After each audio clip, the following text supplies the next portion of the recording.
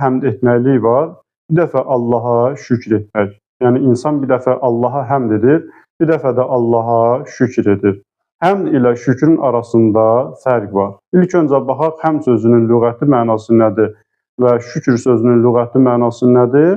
Həmd sözünün mənası bizim dildə məth etmək, tərif etmək, həm səna etmək mənalarını verir.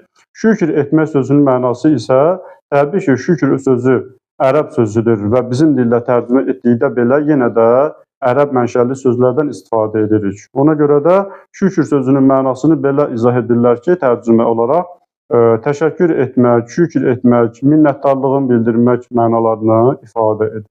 Qeyd etdik, həmd ilə şükrün arasında fərq var. O fərqi belə izah edirlər ki, şükür etmək hər hansı bir nemətin müqabilindədir. İnsanın əlinə bir nemət gələrsə, bir ruzi əldə edərsə, bir mal gələrsə, yəni nə isə müqabilində edilən o əməldir. Ona şükür deyərlər. Amma həmd isə heç bir şükür, yəni nemət olmadan, ruzi olmadan, yəni insanın əlinə hər hansı bir mal, dövlət gəlmədən, nemət gəlmədən də o edilən minnətdarlıq, edilən şükür ona deyərlər həmd. Məsələn, belə də demək olar, həmdin içində şükür də var, amma şükrün içində həmd yoxdur. Həm şükürdən daha geniş mənanı əhatə edir.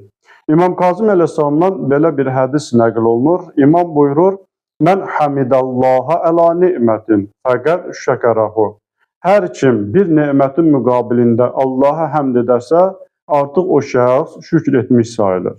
Bu hədisdən biz onu anlayırıq ki, həm şükürdən daha geniş mənalıdır.